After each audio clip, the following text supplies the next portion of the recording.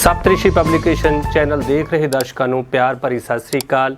ਪਿਆਰੇ ਦਰਸ਼ਕੋ, ਮੈਂ ਤੁਹਾਡਾ ਆਪਣਾ ਬਲਦੇਵ ਸਿੰਘ ਪ੍ਰੋਗਰਾਮ ਲੈ ਕੇ ਹਾਜ਼ਰ ਹਾਂ। ਸਾਡੇ ਲੇਖ ਸਾਡਾ ਮਾਣ।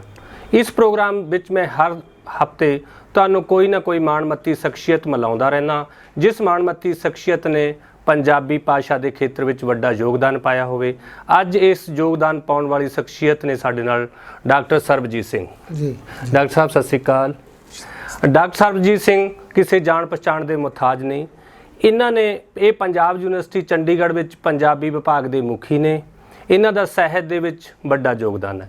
ਇਹਨਾਂ ਨੇ ਦਰਜਨ ਦੇ ਕਰੀਬ ਪੰਜਾਬੀ ਸਾਹਿਤ ਨੂੰ ਕਿਤਾਬਾਂ ਦਿੱਤੀਆਂ ਨੇ। ਇਹਨਾਂ ਨਾਲ ਇਸ ਵਿਸ਼ੇ 'ਤੇ ਇਹਨਾਂ ਦੀ ਨਵੀਂ ਕਿਤਾਬ ਆ ਰਹੀ ਹੈ, ਜਾਤ ਜਮਾਤ ਅਤੇ ਸਾਹਿਤ।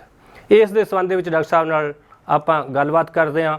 ਡਾਕਟਰ ਸਾਹਿਬ, ਇਹ ਜਿਹੜੀ ਕਿਤਾਬ ਤੁਹਾਡੀ ਨਵੀਂ ਆ ਰਹੀ ਹੈ, ਇਸ ਕਿਤਾਬ ਦੇ ਵਿੱਚ ਸੰਪਾਦਿਤ ਕਿਤਾਬ ਹੈ, ਕਿੰਨਾ ਲੇਖਕਾਂ ਨੂੰ ਤੁਸੀਂ ਮੁੱਢਲੇ ਰੂਪ ਵਿੱਚ ਲਿਆ ਹੈਗਾ?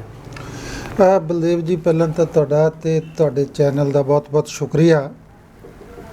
ਇਹ ਕਿਤਾਬ ਬੇਸਿਕਲੀ ਇੱਕ ਸੈਮੀਨਾਰ ਦੇ ਉੱਤੇ ਕੇਂਦਰਿਤ ਆ ਜੀ। ਕੇਂਦਰੀ ਪੰਜਾਬੀ ਲੇਖਕ ਸਭਾ ਵੱਲੋਂ ਇੱਕ ਸੈਮੀਨਾਰ ਕੀਤਾ ਗਿਆ ਜਾਤ ਜਮਾਤ ਤੇ ਸਾਹਿਤ ਉੱਤੇ ਜੀ, ਕਿਉਂਕਿ ਜਾਤ ਦਾ ਮਸਲਾ ਹਿੰਦੁਸਤਾਨ ਦੇ ਵਿੱਚ ਬਹੁਤ ਇੰਪੋਰਟੈਂਟ, ਬਹੁਤ ਗੰਭੀਰ, ਬਹੁਤ ਸੰਜੀਦਾ ਤੇ ਬਹੁਤ ਤਿਲਕਮਾ ਵਿਸ਼ਾ ਜੀ। ਔਰ ਜਮਾਤ ਦਾ ਮਸਲਾ ਵੀ ਆਪਣੇ ਆਪ 'ਚ ਬਹੁਤ ਤਿੱਖਾ ਤੇ ਸੰਵਾਦ ਵਾਲਾ। ਜਦੋਂ ਪਿਛਲੇ ਵੈਸੇ ਤਾਂ 20ਵੀਂ ਸਦੀ ਦੇ ਵਿੱਚ ਜੇ ਮੈਂ ਇਤਿਹਾਸ 'ਚ ਜਾਵਾਂ ਤਾਂ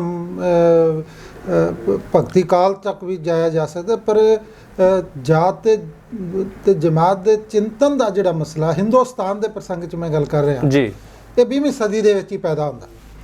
ਔਰ ਇਹ ਮਸਲਾ ਜਿਹੜਾ ਅੱਜ ਵੀ ਆ ਬੜਾ ਗੰਭੀਰ ਆ, ਕਿਉਂਕਿ ਪੰਜਾਬੀ ਦੇ ਵਿੱਚ ਇੱਕ ਖਾਸ ਕਿਸਮ ਦੀ ਮਿੱਥ ਫੈਲਾ ਦਿੱਤੀ ਗਈ ਵੀ ਜਾਤ ਦੀ ਗੱਲ ਕਰਨਾ ਜਿਹੜਾ ਉਹ ਸ਼ਾਇਦ ਜਾਤ ਪਾਤ ਫੈਲਾਉਣਾ ਹੈ ਜੀ, ਜਦੋਂ ਕਿ ਗੱਲ ਇਹ ਨਹੀਂ ਹੈ। ਗੱਲ ਇਹ ਸੀ ਕਿ ਜਾਤ ਦੀ ਗੱਲ ਕਰਨ ਤੋਂ ਭਾਵ ਇਹ ਸੀ ਕਿ ਭਾਰਤੀ ਵਰਣ ਵਿਵਸਥਾ ਨੂੰ ਤੇ ਭਾਰਤੀ ਸਮਾਜ ਨੂੰ ਸਮਝਣਾ ਹੈ ਜੀ। ਕਿਉਂਕਿ ਜਦੋਂ ਅਸੀਂ ਜਮਾਤ ਦੇ ਐਂਗਲ ਤੋਂ ਹੀ ਭਾਰਤੀ ਸਮਾਜ ਨੂੰ, ਕਿਉਂਕਿ ਮਾਰਕਸਵਾਦੀਆਂ ਨੇ ਸਮਝਿਆ, ਮੈਂ ਆਪ ਮਾਰਕਸਵਾਦੀ ਹਾਂ, ਸਮਝਿਆ ਤੇ ਬੜੇ ਸਾਰੇ ਸੰਕਟ ਪੈਦਾ ਹੋਏ ਉਹਦੇ ਨਾਲ ਸੰਕਟ ਇਹ ਪੈਦਾ ਹੋਏ ਕਿ ਹਿੰਦੁਸਤਾਨ ਦੀ ਸੁਸਾਇਟੀ ਦਾ ਸਟਰਕਚਰ ਜਮਾਤੀ ਐਂਗਲ ਦੇ ਨਾਲ ਜਮਾਤੀ ਰੂਪ 'ਚ ਵੀ ਸੀ। ਫਿਰ ਉਹ ਸਾਹਿਤ 'ਚ ਮਸਲੇ ਪੈਦਾ, ਸਾਹਿਤ ਦੇ ਨਾਲ ਚਿੰਤਨ 'ਚ ਮਸਲੇ ਪੈਦਾ ਹੈ। ਇਹ ਅਜੇ ਵੀ ਚਿੰਤਨ ਦੇ ਵਿੱਚ ਦੋ ਧਰਾਵਾਂ, ਜਿਹੜੀ ਇੱਕ ਤਾਂ ਇਹ ਕਹਿੰਦੀ ਹੈ ਕਿ ਵੀ ਜਮਾਤ ਤੋਂ ਬਿਨਾਂ ਸਮਾਜਿਕ ਸੰਕਟਾਂ ਦਾ ਕੋਈ ਹੱਲ ਨਹੀਂ ਹੈ। ਇੱਕ ਅੱਜ ਵੀ ਇਹ ਮੰਨਦੇ ਆ ਕਿ ਹਿੰਦੁਸਤਾਨ ਦਾ ਜੇ ਬੁਨਿਆਦੀ ਕੋਈ ਸੰਕਟ ਆ ਉਹ ਜਾਤ ਦਾ ਹੀ ਸੰਕਟ ਆ। ਇਸ ਕਿਸਮ ਦੀਆਂ ਚੀਜ਼ਾਂ ਅਜੇ ਵੀ ਹਿੰਦੁਸਤਾਨੀ ਚਿੰਤਨ ਦੇ ਵਿੱਚ ਆ। ਪੰਜਾਬੀ ਚਿੰਤਨ 'ਚ ਇਸ ਤੋਂ ਵੀ ਵੱਧ ਭਰਮ ਭੁਲੇਖੇ ਵਾਲੀ ਗੱਲ ਸੀ ਜੀ। ਸੋ ਇਹ ਸੈਮੀਨਾਰ ਕਰਨਾ ਤੇ ਸੈਮੀਨਾਰ ਦੇ ਵਿੱਚ ਉਹ ਬੰਦਿਆਂ ਨੂੰ ਬੁਲਾਉਣਾ ਤੇ ਉਹਨਾਂ ਦੇ ਆਰਟੀਕਲ, ਉਹਨਾਂ ਦੇ ਲੈਕਚਰ ਇਸ ਦੇ ਵਿੱਚ ਕਰਾਉਣਾ ਜਿਹੜੇ ਇਸ ਖੇਤਰ ਦੇ ਵਿੱਚ ਆਬਜੈਕਟਿਵ ਰੂਪ ਦੇ ਵਿੱਚ ਸੋਚਣ ਵਾਲੇ ਸਨ ਜੀ। ਉਹਨਾਂ ਵਿੱਚ ਜਿਹੜੇ ਤੁਸੀਂ ਸਵਾਲ ਕੀਤਾ, ਪ੍ਰੋਫੈਸਰ ਚੌਥੀ ਰਾਮ ਯਾਦਵ ਵਰਗੀ ਸ਼ਖਸੀਅਤ, ਡਾਕਟਰ ਅਪੂਰਵਾਨੰਦ, ਸੁਬੋਧ ਮਾਲਾਕਾਰ, ਪ੍ਰੋਫੈਸਰ ਹਰੀਸ਼ਪੁਰੀ ਸਾਡੇ ਪੰਜਾਬ ਤੋਂ ਹੀ, ਡਾਕਟਰ ਤੇਜਵੰਤ ਸਿੰਘ ਗਿੱਲ, ਡਾਕਟਰ ਸੁਰਜੀਤ ਹਾਂਸ ਜਿਹੜੇ ਹੁਣ ਸਾਡੇ 'ਚ ਨਹੀਂ ਰਹੇ ਜੀ, ਡਾਕਟਰ ਸੁਰਜੀਤ ਭੱਟੀ। ਇਸੇ ਦੇ ਨਾਲ ਇਸ ਕਿਤਾਬ ਦਾ ਇੱਕ ਹੋਰ ਪੱਖ ਵੀ ਆ। ਉਹ ਪੱਖ ਇਹ ਆ ਕਿ ਅਸੀਂ ਸੈਮੀਨਾਰਾਂ ਦਾ, ਜਦੋਂ ਮੈਂ ਕੇਂਦਰੀ ਸਭਾ ਦਾ ਪ੍ਰਧਾਨ ਬਣਿਆ ਤਾਂ ਅਸੀਂ ਟ੍ਰੈਡੀਸ਼ਨਲ ਕਿਸਮ ਦਾ ਜਿਹੜਾ ਮਾਡਲ ਸੀ ਸੈਮੀਨਾਰਾਂ ਦਾ ਉਹਨੂੰ ਵੀ ਬਦਲਿਆ ਵੀ ਇੱਕ ਸੈਸ਼ਨ ਨੌਜਵਾਨ ਪੀੜ੍ਹੀ ਦਾ ਰੱਖਿਆ ਕਰਨਾ ਜੀ, ਜਾਂ ਇੱਕ ਸੈਸ਼ਨ ਪੂਰਾ ਦਾ ਪੂਰਾ ਵਿਮਨ ਦੇ ਉੱਤੇ ਰੱਖਿਆ ਕਰਨਾ, ਤਾਂ ਕਿ ਉਹਨਾਂ ਬਾਰੇ ਗੱਲਾਂ ਉਹ ਉਸੇ ਰੂਪ 'ਚ ਕਰਨ।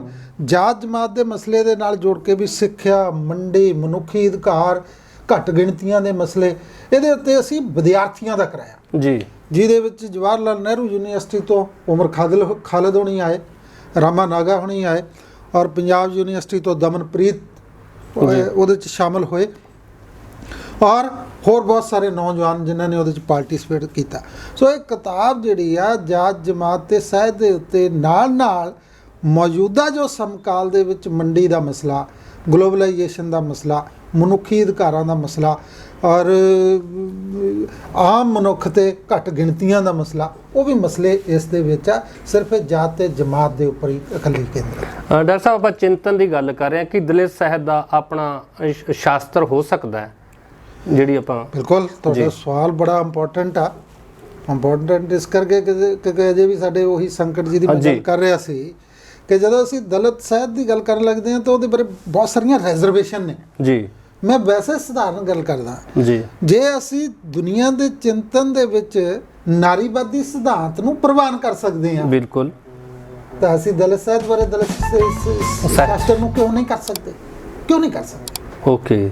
ਕਿਉਂਕਿ ਤੁਸੀਂ ਇਸ ਕਿਤਾਬ 'ਚ ਵੀ ਦੇਖੋਗੇ ਕਿ ਸਰਜੀਤ ਪਾਤਰ ਹੋਣੀ ਬਹੁਤ ਖੂਬਸੂਰਤ ਗੱਲ ਕਰਦੇ ਆ। ਜੀ। ਉਹ ਕਹਿੰਦੇ ਮੈਂ ਇਸ ਗੱਲ ਨਾਲ ਬਿਲਕੁਲ ਸਹਿਮਤ ਹਾਂ ਕਿ ਦਲਿਤ ਮਨੁੱਖ ਦਾ ਜਿਹੜਾ ਅਨੁਭਵ ਉਹਨੇ ਸਹਿਣ ਕੀਤਾ, ਉਹਦਾ ਦਰਦ ਤਾਂ ਸਾਨੂੰ ਹੋ ਸਕਦਾ, ਹੋਰ ਬੜਾ ਕੁਝ ਹੋ ਸਕਦਾ, ਪਰ ਜੋ ਅਨੁਭਵ ਤੇ ਵੇਦਨਾ ਉਸ ਦਲਿਤ ਮਨੁੱਖ ਦੀ ਹੈ ਨਾ, ਉਹ ਉਹੀ ਪੇਸ਼ ਕਰ ਸਕਦਾ, ਉਹਨੂੰ ਉਹੀ ਜਾਣ ਸਕਦਾ। ਜੇ ਉਹੀ ਜਾਣ ਸਕਦਾ ਉਸੇ ਦਾ ਉਹ ਸਾਰਾ ਕੁਝ ਆ, ਤਾਂ ਦਲਿਤ ਸਾਹਿਤ ਸ਼ਾਸਤਰ ਕਿਉਂ ਨਹੀਂ ਹੋ ਸਕਦਾ? ਪਰ ਮਸਲੇ ਉਹਦੇ ਲਈ ਇਹ ਆ ਕਿ ਉਹ ਸਾਹਿਤ ਸ਼ਾਸਤਰ ਆ ਜਿਹੜਾ, ਉਹ ਕੀ ਭਾਰਤੀ ਪਰੰਪਰਾ ਦੇ ਉੱਤੇ ਕੇਂਦਰਿਤ ਹੋਵੇ, ਕਿ ਦੁਨੀਆ ਦਾ ਉਹ ਚਿੰਤਨ ਜਿਹੜਾ ਇਸ ਕਿਸਮ ਦੇ ਲੋਕਾਂ ਦੀ ਮੁਕਤੀ ਦਾ ਪਰਚਮ ਲੈ ਕੇ ਵੀ ਤੁਰਦਾ, ਕਿ ਉਹਨੂੰ ਵੀ ਨਾਲ ਰਲਾਉਣਾ, ਇਹ ਡਿਬੇਟ ਦੇ ਮਸਲੇ ਔਰ ਇਹਨਾਂ ਉੱਤੇ ਡਿਬੇਟ ਹੋਣੀ ਚਾਹੀਦੀ ਆ। ਔਰ ਇਸ ਕਿਤਾਬ ਦੇ ਵਿੱਚ ਇਹ ਮਸਲਿਆਂ ਨੂੰ ਚਰਚਾ ਦਾ ਹਿੱਸਾ ਵੀ ਬਣਾਇਆ ਗਿਆ ਵਾ। ਮੈਂ ਆਪ ਇਸ ਗੱਲ ਦੇ ਵਿੱਚ ਸ਼ਾਮਲ ਹਾਂ ਕਿ ਦਲਿਤ ਸਾਹਿਤ ਸ਼ਾਸਤਰ ਹੋਣਾ ਚਾਹੀਦਾ, ਪਰ ਕੀ ਉਹ ਅੰਬੇਦਕਰ ਦੇ ਵਿਚਾਰਾਂ ਤੇ ਕੇਂਦਰਿਤ ਹੋਣਾ ਚਾਹੀਦਾ ਜਾਂ ਸਿਰਫ ਮਾਰਕਸਵਾਦੀ ਵਿਚਾਰਾਂ ਤੇ ਹੋਣਾ ਚਾਹੀਦਾ? ਮੈਨੂੰ ਲੱਗਦਾ ਕਿ ਨਹੀਂ, ਮਾਰਕਸ ਵੀ ਜ਼ਰੂਰੀ ਆ, ਅੰਬੇਦਕਰ ਵੀ ਜ਼ਰੂਰੀ ਆ, ਔਰ ਸਾਡੇ ਕੋਲੇ ਭਾਰਤ ਦੇ ਅੰਦਰ ਉਹ ਚਿੰਤਨ ਦੀਆਂ ਸਾਰੀਆਂ ਪਰੰਪਰਾਵਾਂ ਜ਼ਰੂਰੀ ਆ ਜਿਹੜੀਆਂ ਹਿੰਦੁਸਤਾਨ ਦੇ ਜਾਤ ਪਾਤੀ ਸਿਸਟਮ ਦੇ ਖਿਲਾਫ ਰਹੀਆਂ ਨੇ ਜੀ, ਕਿਸੇ ਵੀ ਦੌਰ 'ਚ ਰਹੀਆਂ। ਚਾਰਵਾਕ ਵੀ ਸਾਡੇ ਲਈ ਜ਼ਰੂਰੀ ਹੋਏਗਾ, ਗੁਰਮਤਿ ਦਰਸ਼ਨ ਵੀ ਸਾਡੇ ਲਈ ਜ਼ਰੂਰੀ ਹੋਏਗਾ, ਭਗਤੀ ਕਾਲ ਦੇ ਵਿੱਚ ਵੀ ਹੋਇਆ, ਕਿਉਂਕਿ ਉਹਨਾਂ ਨੇ ਵੀ ਨੰਗੇ ਧੜ ਉਸ ਦੌਰ 'ਚ ਲੜਾਈ ਲੜੀ ਹੈ ਇਸ ਵਰਣ ਵਿਵਸਥਾ ਦੇ। ਅਸੀਂ ਕਬੀਰ ਨੂੰ ਆਪਣੀ ਪਰੰਪਰਾ 'ਚੋਂ ਗੈਰ ਹਾਜ਼ਰ ਨਹੀਂ ਕਰ ਸਕਦੇ, ਗੁਰੂ ਨਾਨਕ ਸਾਹਿਬ ਨੂੰ ਗੈਰ ਹਾਜ਼ਰ ਨਹੀਂ ਕਰ ਸਕਦੇ, ਅੰਬੇਦਕਰ ਨੂੰ ਨਹੀਂ ਕਰ ਸਕਦੇ, ਜੋਤੀਬਾ ਫੂਲੇ ਨੂੰ ਨਹੀਂ ਅਸੀਂ ਕਰ ਸਕਦੇ, ਅਸੀਂ ਪੇਰੀਆਰ ਨੂੰ ਨਹੀਂ ਕਰ ਸਕਦੇ, ਉਸੇ ਤਰ੍ਹਾਂ ਅਸੀਂ ਮਾਰਕਸ ਨੂੰ ਨਹੀਂ ਕਰ ਸਕਦੇ। ਸੋ ਇਹਨਾਂ ਦੀ ਸਵਾਲ ਖਿਚੜੀ ਪਕਾਉਣ ਦਾ ਨਹੀਂ ਹੈ, ਸਵਾਲ ਆਬਜੈਕਟਿਵ ਤੌਰ ਤੇ ਉਹ ਵਿਚਾਰਧਾਰਕ ਤੇ ਸਿਧਾਂਤਿਕ ਸੂਤਰਾਂ ਨੂੰ ਸਮਝਣ ਦਾ ਤੇ ਸਥਾਪਿਤ ਕਰਨ ਦਾ ਮਸਲਾ, ਜਿੱਥੋਂ ਅਸੀਂ ਇਸ ਸਾਹਿਤ ਨੂੰ ਬਿਹਤਰ ਰੂਪ 'ਚ ਸਮਝ ਸਕਦੇ। ਡਾਕਟਰ ਸਾਹਿਬ, ਤੁਸੀਂ ਮਾਰਕਸ ਤੇ ਡਾਕਟਰ ਅੰਬੇਦਕਰ ਦੀ ਗੱਲ ਕੀਤੀ ਹੈ। ਇਹ ਭਾਰਤੀ ਵਿਵਸਥਾ ਦੇ ਵਿੱਚ ਜੇ ਸਮਝਿਆ ਜਾਏ ਕਿ ਜਾਤ ਹੈ ਜਿਹੜੀ ਉਹ ਜਮਾਤ 'ਚ ਕਨਵਰਟ ਹੋ ਰਹੀ ਹੈ ਜਾਂ ਨਹੀਂ, ਕੋਈ ਸੁਭਾਵਨਾਵਾਂ ਲੱਗਦੀਆਂ, ਜਾਂ ਅਸੀਂ ਜਾਤ ਦਾ ਵਿਵਸਥਾ ਹੋਰ ਚੀੜੀ ਹੁੰਦੀ ਜਾ ਰਹੀ ਹੈ? ਉਹ ਵੀ ਹੋ ਰਹੀ ਹੈ। ਮੈਂ ਇੱਕ ਗੱਲ ਇਸ ਗੱਲ ਤੋਂ ਪਹਿਲਾਂ ਕਰ ਦੇਣੀ ਚਾਹੁੰਦਾ ਕਿ ਕਈ ਵਾਰੀ ਸਵਾਲ ਪੈਦਾ ਹੋਇਆ ਜੀ। ਮੈਂ ਜਮਾਤ ਨੂੰ ਇੰਨਾ ਵੀ ਸੀਮਿਤ ਰੂਪ 'ਚ ਨਹੀਂ ਦੇਖਦਾ ਜੀ। ਜੇ ਮਾਰਕਸਵਾਦ 'ਚ ਤਾਂ ਬਹੁਤ ਬੁਨਿਆਦੀ ਤੌਰ ਤੇ ਮੋਡ ਆਫ ਪ੍ਰੋਡਕਸ਼ਨ ਨਾਲ ਜੋੜ ਕੇ ਸਾਰੀਆਂ ਗੱਲਾਂ ਕੀਤੀਆਂ ਜਾਂਦੀਆਂ। ਮੈਂ ਇਸ ਗੱਲ ਨੂੰ ਇਹ ਕਹਿਣਾ ਚਾਹੁੰਦਾ ਕਿ ਹਿੰਦੁਸਤਾਨ ਦਾ ਜਿਹੜਾ ਦਲਿਤ ਆ ਉਹ ਸਿਰਫ ਆਰਥਿਕ ਤੌਰ ਤੇ ਹੀ ਨਹੀਂ, ਓਕੇ, ਉਹ ਦੇਹ ਦੇ ਤੌਰ ਤੇ ਵੀ ਗੁਲਾਮ ਆ। ਤੁਸੀਂ ਦੇਖੋਗੇ ਕਿ ਜਦੋਂ ਤੁਸੀਂ ਪੂਰੀ ਦੀ ਪੂਰੀ ਭਾਰਤੀ ਪਰੰਪਰਾ ਦੇ ਵਿੱਚ ਹਿੰਦੂ ਇਤਿਹਾਸ ਦੀ ਗੱਲ ਹੋਵੇ ਜਾਂ ਹਿੰਦੂ ਦਰਸ਼ਨ ਦੀ ਗੱਲ ਹੋਵੇ, ਮਨੂ ਸਮ੍ਰਿਤੀ ਦੀ ਗੱਲ ਹੋਵੇ, ਚਾਣਕਿਆ ਸੂਤਰ ਦੀ ਗੱਲ ਹੋਵੇ, ਉਹਨਾਂ ਵਿੱਚ ਦੇਖੋਗੇ ਕਿ ਇਹ ਇੱਕੋ ਇੱਕ ਸੈਕਸ਼ਨ ਆ ਜਿਹਦੇ ਕੋਲੇ ਅਧਿਕਾਰ ਕੋਈ ਨਹੀਂ, ਓਕੇ, ਲੇਕਿਨ ਉਹਦੇ ਕੋਲੇ ਫਰਜ਼ ਆ ਜਿਹੜੇ ਉਹਨੇ ਅਦਾ ਕਰਨੇ। ਅੱਛਾ ਦੇਖੋ ਨਾ ਜੀ, ਮਤਲਬ ਉਹ ਮਨੁੱਖ ਅਧਿਕਾਰਾਂ ਤੋਂ ਵੰਚਿਤ ਆ, ਓਕੇ, ਫਰਜ਼ ਉਹਦੇ ਸਿਰ ਪਿਆ ਵੀ ਇਹ ਤੂੰ ਕਰਨੇ ਹੀ ਕਰਨੇ।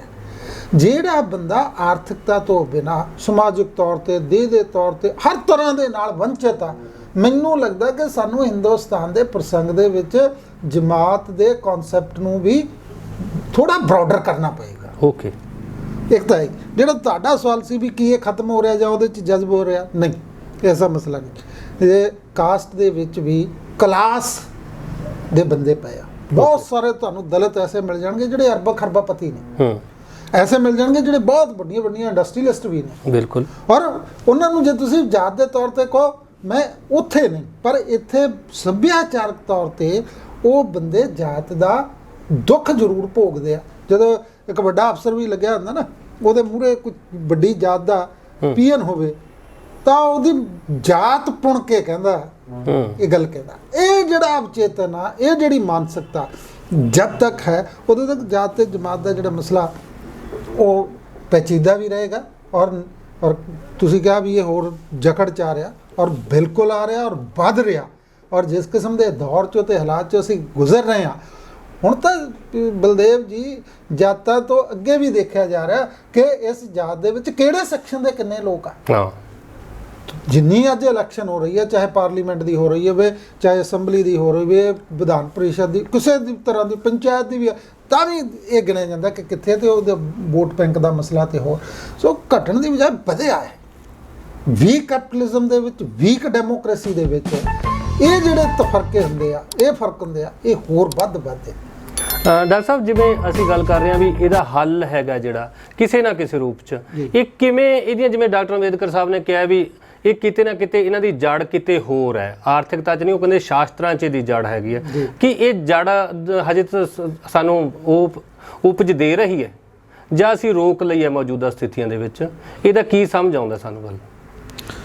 ਦੇਖੋ, ਜਿਸ ਦੌਰ 'ਚੋਂ ਅਸੀਂ ਗੁਜ਼ਰ ਰਹੇ ਹਾਂ, ਇਹ ਦੌਰ ਵੈਸੇ ਤਾਂ ਜਿਵੇਂ ਇਤਿਹਾਸ ਨੂੰ ਪਿਛਲਖੋੜੀ ਮੋੜ ਦੇਣ ਦਾ, ਓਕੇ, ਉਸ ਪਿਛਲਖੋੜੀ ਇਤਿਹਾਸ ਨੂੰ ਮੋੜ ਦੇਣ ਦੇ ਵਿੱਚ ਹੋਰ ਸੰਕਟ ਪੈਦਾ ਹੋਣਗੇ। ਮੈਨੂੰ ਤਾਂ ਇਹ ਮਹਿਸੂਸ ਹੋ ਰਿਹਾ, ਕਿਉਂਕਿ ਜਿਸ ਤਰ੍ਹਾਂ ਨਾਲ ਹਿੰਦੁਸਤਾਨ 'ਚ ਇਸ ਸਮੇਂ ਪੋਲਰਾਈਜੇਸ਼ਨ ਹੋ ਰਹੀ ਹੈ, ਓਕੇ, ਕਿਉਂਕਿ ਹਿੰਦੁਸਤਾਨ ਦੀ ਖੂਬਸੂਰਤੀ ਉਹਦੀ ਵੰਨ-ਸੁਵੰਨਤਾ 'ਚ ਸੀ। ਵੰਨ-ਸੁਵੰਨਤਾ 'ਚ ਹੁਣ ਅਸੀਂ ਉਹਨੂੰ ਇੱਕ ਰਾਸ਼ਟਰ ਬਣਾਉਣ ਲੱਗੇ ਹਾਂ। ਨਾਰੇ ਦੇਖੋ, ਇੱਕ tax, one nation one tax, one nation one education policy, one nation one ਕਾਨੂੰਨ, 300 ਕੋਈ 370 ਨਹੀਂ, ਇੱਕ ਨਿਸ਼ਾਨ, ਇੱਕ ਦੇਸ਼, ਇੱਕ ਫਲਾਂ ਫਲਾਂ ਫਲਾਂ ਫਲਾਂ, ਮਤਲਬ ਸਾਰਾ ਕੁਝ ਇੱਕ ਰੰਗਾ ਕਰ ਦੇਣਾ। ਜੇ ਇੱਕ ਰੰਗਾ ਕੀਤਾ ਜਾਏਗਾ ਤਾਂ ਉਹਦੇ ਵਿੱਚ ਇਹ ਵਾਲੇ ਸੰਕਟ ਹੋਰ ਗਹਿਰਾਉਣਗੇ। ਇੱਕ ਤਾਂ ਇਹ ਹੈ। ਦੂਜੀ ਗੱਲ ਜਿਹੜੀ ਤੁਸੀਂ ਅੰਬੇਦਕਰ ਦੀ ਕੀਤੀ ਆ, ਅੰਬੇਦਕਰ ਉਹਨਾਂ ਦੇ ਸਾਰੇ ਚਿੰਤਨ ਦੇ ਵਿੱਚੋਂ ਗੁਜ਼ਰਦੇ ਆ ਮੈਂ ਇੱਕ ਮਹਿਸੂਸ ਇਹ ਗੱਲ ਕੀਤੀ ਆ ਕਿ ਉਹ ਇਹ ਸਮਝਦੇ ਆ ਕਿ ਜਾਤ ਪਾਤ ਦਾ ਵਰਤਾਰਾ ਜਿਹੜਾ ਉਹ ਹਿੰਦੂ ਸ਼ਾਸਤਰਾਂ ਨੇ, ਮਨੂ ਸਮ੍ਰਿਤੀ ਨੇ ਪੈਦਾ ਕੀਤਾ। ਓਕੇ, ਇਹ ਬਿਲਕੁਲ ਵਿਚਾਰਵਾਦੀ ਸੋਚ ਹੈ। ਓਕੇ, ਕਿਉਂਕਿ ਪਦਾਰਥਿਕ ਤੌਰ ਤੇ ਉਹ ਜਾਤ ਨੂੰ ਨਹੀਂ ਦੇਖ ਰਹੇ, ਪਦਾਰਥਿਕ ਰੂਪ 'ਚ। ਜੇ ਅਸੀਂ ਪਦਾਰਥਿਕ ਰੂਪ 'ਚ ਉਸ ਨੂੰ ਨਹੀਂ ਦੇ ਸਕਦੇ, ਅਸੀਂ ਉਸ ਨੂੰ ਸਮਾਜਿਕ ਰੂਪ 'ਚ ਸਮਝ ਹੀ ਨਹੀਂ ਸਕਦੇ। ਜੇ ਵਿਚਾਰ ਦੀ ਪੱਧਰ ਤੇ ਵਿਚਾਰ ਦੀ ਪੱਧਰ ਤੇ ਤਾਂ ਹੋਰ ਬੜਾ ਕੁਝ ਟੁੱਟੇ ਤੇ ਜਾਤ ਵੀ ਟੁੱਟ ਜਾਣੀ ਚਾਹੀਦੀ ਸੀ। ਜੀ ਜੀ, ਇਹਦਾ ਮਤਲਬ ਮਸਲਾ ਹਿੰਦੂ ਸ਼ਾਸਤਰਾਂ ਨੇ ਪੈਦਾ ਨਹੀਂ ਕੀਤਾ, ਹਿੰਦੂ ਸ਼ਾਸਤਰਾਂ ਨੇ ਉਹਨੂੰ ਪੱਕਿਆਂ ਜ਼ਰੂਰ ਕੀਤਾ ਹੈ। ਉਹ ਮੈਂ ਇੱਕ ਕਿਤਾਬ ਦਾ ਜ਼ਿਕਰ ਕਰਨਾ ਚਾਹੁੰਦਾ, ਕੈਨੇਡਾ ਦੀ ਯੂਨੀਵਰਸਿਟੀ ਦੇ ਵਿੱਚ ਡਾਕਟਰ ਹੀਰਾ ਸਿੰਘ ਦੀ ਕਿਤਾਬ ਆਈ ਆ ਜੀ, ਸੇਜ ਪਬਲੀਕੇਸ਼ਨ ਨੇ ਛਾਪੀ ਆ, ਤੇ ਉਹਦਾ ਹਿੰਦੀ ਵਰਸ਼ਨ ਵੀ ਉਹਨਾਂ ਨੇ ਕੱਢਿਆ, ਜਾਤੀ ਵਿਵਸਥਾ ਕੀ ਨਹੀਂ ਸਮੀਖਿਆ ਜੀ। ਉਸ ਨੇ ਜੋ ਸਾਡੇ ਕੋਲੇ ਭਾਰਤ ਦੇ ਅੰਦਰ ਜਿਨ੍ਹਾਂ ਨੇ ਕਾਸਟ ਉੱਤੇ ਬਹੁਤ ਸਾਰਾ ਕੰਮ ਕੀਤਾ, ਇੰਡੀਅਨ ਹਿਸਟੋਰੀਅਨਸ ਨੇ, ਜਿਹ 'ਚ ਰਾਮ ਸ਼ਰਨ ਸ਼ਰਮਾ ਵਰਗੇ ਬੰਦੇ ਆ, ਔਰ ਜਿਹ 'ਚ ਡੀ ਕੁਸੰਬੀ ਵਰਗੇ ਬੰਦੇ ਆ, ਉਹਨੇ ਉਹਨਾਂ ਦੀ ਉਸ ਪਰੰਪਰਾ ਨੂੰ ਅੱਗੇ ਲੈ ਕੇ ਗਿਆ। ਔਰ ਉਹਨੇ ਕਮਾਲ ਕੀਤੀ ਇਸ ਗੱਲ ਦੀ ਕਿ ਠੀਕ ਆ ਕਿ ਜਿਹੜੇ ਵੇਦ ਆ ਉਹਨਾਂ 'ਚ ਬੜਾ ਕੁਝ ਬਾਅਦ 'ਚ ਰਲਾਇਆ ਗਿਆ। ਕਈ ਕਹਿ ਦਿੰਦੇ ਆ ਕਿ ਵੇਦਾਂ ਵੇਲੇ ਤੋਂ ਹੀ ਜਾਤ ਪਾਤ ਦਾ ਮਸਲਾ, ਬਿਲਕੁਲ ਨਹੀਂ ਹੈ, ਬਿਲਕੁਲ ਨਹੀਂ। 3 ਹੀ ਵਰਨ ਸਨ ਵੇਦਾਂ ਵੇਲੇ, ਚੌਥਾ ਵਰਨ ਹੀ ਨਹੀਂ ਹੈ। ਚੌਥਾ ਵਰਨ ਤਾਂ ਪੈਦਾ ਹੀ ਉਦੋਂ ਹੁੰਦਾ ਜਦੋਂ ਅਸੀਂ ਚਰਵਾਹਾ ਜੀਵਨ ਤੋਂ ਐਗਰੀਕਲਚਰ ਦੇ ਉੱਤੇ ਆਉਂਦੇ ਹਾਂ। ਜੀ ਜੀ, ਐਗਰੀਕਲਚਰ ਦੇ ਵਿੱਚ ਆ ਕੇ ਚੌਥੇ ਵਰਨ ਦੀ ਜਿਹੜੀ ਸੰਭਾਵਨਾ ਉਹ ਬਣਦੀ ਆ। ਉਹ ਜਦੋਂ ਚੌਥੇ ਵਰਨ ਦੇ ਵਿੱਚ ਬਣਦੀ ਆ ਤਾਂ ਵੇਦਾਂ ਦੇ ਵਿੱਚ ਇਹ ਗੱਲ ਨਹੀਂ ਸੀ, ਵਿਦਾਂਤ ਪਰੰਪਰਾ ਦੇ ਵਿੱਚ ਪੱਕੀ ਕਰ ਦਿੱਤੀ ਗਈ ਧਰਮ ਦੇ ਨਾਂ ਤੇ। ਇਸ ਕਰਕੇ ਜਿਹੜਾ ਤੁਸੀਂ ਅੰਬੇਦਕਰ ਵਾਲਾ ਮਸਲਾ, ਮੈਂ ਉਹਦੇ ਨਾਲ ਤਾਂ ਮੁਤਫਿਕ ਨਹੀਂ ਹਾਂ ਕਿ ਇਹ ਹਿੰਦੂ ਸ਼ਾਸਤਰਾਂ ਨੇ ਪੈਦਾ ਨਹੀਂ ਕੀਤਾ, ਪੈਦਾ ਇਹ ਪਦਾਰਥਕ ਪਰਿਸਥਿਤੀਆਂ ਦੇ ਵਿੱਚੋਂ ਹੀ ਹੋਇਆ। ਲੇਕਿਨ ਹਿੰਦੂ ਸ਼ਾਸਤਰਾਂ ਨੇ ਉਹਨੂੰ ਪਰਪੱਕ ਕਰਨ ਦਾ ਯਤਨ ਕੀਤਾ, ਕਿਉਂਕਿ ਜਦ ਮਾਫ ਕਰਨਾ ਹੈ ਮਾਨਸਿਕਤਾ, ਮਨੁੱਖੀ ਮਾਨਸਿਕਤਾ, ਕਿ ਜਿੱਥੇ ਉਹਨੂੰ ਲੱਗਦਾ ਵੀ ਮੈਂ ਇਹ ਚੀਜ਼ ਨੂੰ ਇਸ ਗੱਲ ਨਾਲ ਐਕਸਪਲੋਇਟ ਕਰ ਸਕਦਾ, ਮੈਂ ਉਸ ਨੂੰ ਜੀਵਨ ਦਾ ਵਿਧਾਨ ਬਣਾਉਣ ਦਾ ਯਤਨ ਕਰਦਾ ਤਾਂ ਕਿ ਮੇਰਾ ਜੁਗਾੜ ਚੱਲਦਾ ਰਹੇ। ਜਦੋਂ ਇਹ ਗੱਲ ਲੱਗੀ ਬ੍ਰਾਹਮਣ ਵਰਗ ਨੂੰ, ਤਾਂ ਉਹਨਾਂ ਨੇ ਸ਼ਾਸਤਰਾਂ ਦਾ ਹਿੱਸਾ ਬਣਾ ਲਿਆ ਵੀ ਇਸ ਨੂੰ ਧਰਮ ਦਾ ਹਿੱਸਾ ਬਣਾ ਕੇ ਰੱਬ ਦੀ ਮੋਹਰ ਲਾ ਦੇ, ਤਾਂ ਕਿ ਲੋਕਾਂ ਦੇ ਮਨ 'ਚ ਇਹ ਹੋ ਜੇ ਵੀ ਮੈਨੂੰ ਤਾਂ ਰੱਬ ਨੇ ਐਂ ਬਣਾਇਆ, ਇਹ ਬੰਦੇ ਨੇ ਮੇਰੇ ਲਈ ਕੁਝ ਨਹੀਂ ਕੀਤਾ। ਸੋ ਉਹਨਾਂ ਨੇ ਪਰਪੱਕ ਕੀਤਾ। ਅੰਬੇਦਕਰ ਹੋਣੀ ਇਸ ਗੱਲ ਨੂੰ ਸਮਝਣ ਤੋਂ ਖੁੰਝ ਗਿਆ ਜੀ, ਖੁੰਝ ਗਿਆ। ਇਸੇ ਕਰਕੇ ਉਹ ਤੁਸੀਂ ਦੇਖੋਗੇ ਕਿ ਉਹਨਾਂ ਦੇ ਚਿੰਤਨ 'ਚ ਉਹ ਕਹਿਣਗੇ ਵੀ ਜਾਤ ਪਾਤ ਜੇ ਤੋੜਨੀ ਆ ਤਾਂ ਅੰਤਰਜਾਤੀ ਵਿਆਹ ਹੋਣੇ ਚਾਹੀਦੇ। ਅੰਤਰਜਾਤੀ ਵਿਆਹ, ਉਹ ਕਹਿੰਦੇ ਗ੍ਰੰਥਾਂ ਤੇ ਹਮਲੇ ਕਰੋ, ਧਰਮ ਉਹਨਾਂ ਨੂੰ ਤਰਕ ਮਨੁ ਸਮ੍ਰਿਤੀ ਸਾੜ ਦਿਓ, ਗ੍ਰੰਥਾਂ ਨੂੰ ਪਾੜ ਦਿਓ, ਮੰਨਣ ਤੋਂ ਇਨਕਾਰ ਹੋ ਜਾਓ, ਮੰਦਰਾਂ 'ਚ ਆਹ ਕਰ ਦਿਓ। ਤੁਸੀਂ ਦੇਖੋਗੇ ਕਿ ਉਹਨਾਂ ਨੇ ਆਪ ਅੰਤਮ ਸਮੇਂ ਜਦੋਂ ਧਰਮ ਬਦਲਦੇ ਆ ਤਾਂ ਉਹ ਮਹਾਤਮਾ ਬੋਧੀ ਬਣਦੇ ਆ। ਠੀਕ ਹੈ ਨਾ ਜੀ। ਇਹਦਾ ਮਤਲਬ ਜੇ ਉਹ ਬੋਧੀ ਬਣਦੇ ਆ, ਉਹ ਧਰਮ ਦਾ ਬਦਲ ਧਰਮ 'ਚ ਹੀ ਲੱਭ ਰਹੇ ਆ। ਜੀ ਜੀ ਜੀ ਜੀ, ਬਿਲਕੁਲ। ਸਵਾਲ ਤੇ ਇਹ ਸੀ ਕਿ ਉਸ ਧਰਮ ਨੂੰ, ਜਿਸ ਧਰਮ ਨੇ ਇਹ ਸਾਰਾ ਕੁਝ ਪੱਕਿਆ ਕੀਤਾ, ਉਹਨੂੰ ਰੱਦ ਕਰਕੇ ਉਹਨਾਂ ਦੇ ਮੁਕਾਬਲੇ ਤੇ ਵਿਗਿਆਨਕ ਸੋਚ ਹੋਣੀ ਚਾਹੀਦੀ ਸੀ। ਤੇ ਵਿਗਿਆਨਕ ਸੋਚ 20ਵੀਂ ਸਦੀ 'ਚ ਪਦਾਰਥਵਾਦੀ ਦ੍ਰਿਸ਼ਟੀਕੋਣ ਦੇ ਅੰਦਰ ਸੀ, ਵਿਚਾਰਵਾਦੀ ਦ੍ਰਿਸ਼ਟੀਕੋਣ 'ਚ ਨਹੀਂ ਸੀ। ਡਾਕਟਰ ਸਾਹਿਬ, ਜਿਹੜੀ ਇਹ ਕਿਤਾਬ ਜਾਤ ਜਮਾਤ ਅਤੇ ਆਪਾਂ ਸਾਹਿਤ ਲੈ ਕੇ ਆਏ ਹਾਂ ਪਾਠਕਾਂ ਨੂੰ, ਬਹੁਤ ਖੂਬਸੂਰਤ ਕਿਤਾਬ ਆਪਾਂ ਦਿੱਤੀ ਹੈ। ਜੀ ਜੀ। ਤੁਹਾਨੂੰ ਲੱਗਦਾ ਹੈ ਕਿ ਜਿਹੜੇ ਜਾਤ ਜਮਾਤ ਸੰਬੰਧੀ ਉਲਝੇ ਹੋਏ ਸਵਾਲ ਸੀ, ਉਹਨਾਂ ਦੇ ਹੱਲ ਕਰਨ ਦੇ ਵਿੱਚ ਇਹ ਕਿਤਾਬ ਚੰਗਾ ਯੋਗਦਾਨ ਪਾਵੇਗੀ? ਨਹੀਂ, ਮੈਂ ਚਲੋ ਤੁਹਾਡਾ ਸਵਾਲ ਤਾਂ ਇਹ ਹੈ ਕਿ ਹੱਲ ਕਰਨ ਦੇ ਵਿੱਚ ਮੈਂ ਕਹਿਣਾ ਵੀ ਇੰਨੀ ਛੇਤੀ ਮਸਲੇ, ਸਦੀਆਂ ਦੇ ਮਸਲਿਆਂ ਨੂੰ, ਸਦੀਆਂ ਦੇ ਮਸਲੇ ਬਲਦੇਵ ਜੀ ਕਿਸੇ ਇੱਕ ਕਿਤਾਬ 'ਚ ਕੁਝ ਸਾਲਾਂ 'ਚ ਨਹੀਂ ਨਜ਼ਰ ਯਾਨੀ ਆਪਣੇ ਯਤਨ ਨੇ। ਹਾਂ, ਯਤਨ ਇਹ ਹੈ ਕਿ ਅਸੀਂ ਇਸ ਕਿਤਾਬ ਦੇ ਵਿੱਚ ਉਹ ਡਾਇਲੌਗ ਪੈਦਾ ਕਰਨ ਦਾ ਯਤਨ ਕੀਤਾ, ਜਿਸ ਡਾਇਲੌਗ ਨਾਲ ਘੱਟੋ ਘੱਟ ਕਾਸਟ ਤੇ ਕਲਾਸ ਦੀ ਆਬਜੈਕਟਿਵ ਸਮਝ ਆ ਜਿਹੜੀ, ਜੀ ਜੀ, ਉਹ ਪੈਦਾ ਹੋਵੇ।